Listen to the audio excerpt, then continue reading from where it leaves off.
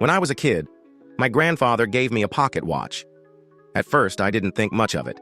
It was just an old watch. But when I held it, I could feel the weight of something more.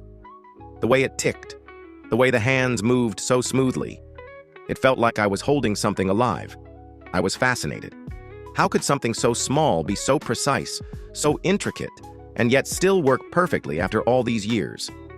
That was the moment I fell in love with watches.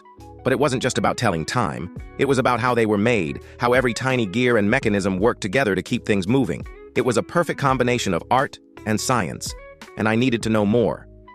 I started asking questions, researching, and reading everything I could find.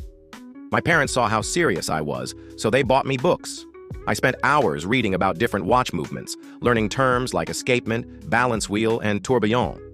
I'd sit on my computer going through online forums where real watchmakers discussed their work. I wasn't just interested, I was obsessed. I wanted to build watches, repair them, and understand every single part that made them tick. Most kids my age were out playing sports or hanging out with friends, but I was at home studying diagrams of mechanical movements. I wasn't just learning about watches, I was training myself to become a watchmaker without even realizing it.